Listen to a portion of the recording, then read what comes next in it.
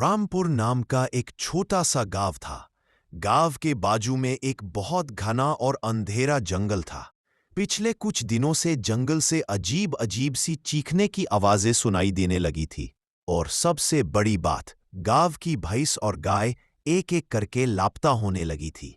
गांव वाले समझ रहे थे कि शायद ये शेर का शिकार है, इसलिए किसी ने इस बात को ज्यादा मायने नहीं दिया। एक दिन रामू किसान की सबसे प्यारी गाय जंगल में चरने गई और वापस ही नहीं आई। रामू की रोजी रोटी उस गाय पर ही टिकी हुई थी। उसका दिल घबरा उठा, आंखों में आंसू आ गए। उसके परिवार ने उसे रोका।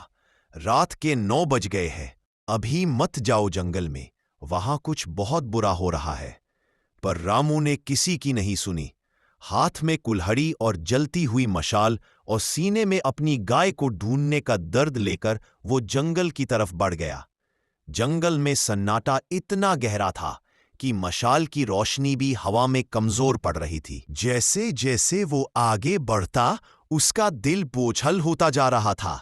लगता था जैसे पेड़ उसकी तरफ घूर रहे हो।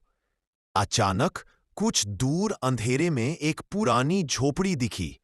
रामू हैरान हो गया, इस सुनसान जंगल में ये झोपड़ी किसकी हो सकती है। धीरे धीरे वो झोपड़ी के अंदर गया और जो उसने वहां देखा, उसके होश उड़ गए। हर तरफ जानवरों की हड्डियां बिखरी पड़ी थीं। दीवारों पर ताजा खून के छाप, जमीन पर दांत से छीली गई चमड़ी। रामू का गला सूख गया, सांस तेज होने लगी। वो वापस मुड़कर भागने ही वाला था, तभी उसके सामने एक लंबा साया खड़ा हो गया। 2 चमकते हुए लाल आंखें तीत बाहर निकालकर डरावनी हंसी।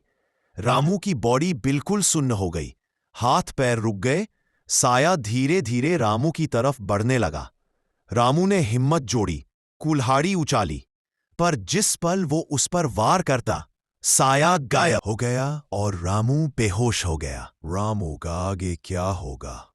वो साया असल में कौन है? जानने के लिए लाइक करो, सब्सक्राइब करो और कमेंट करो साया का राज।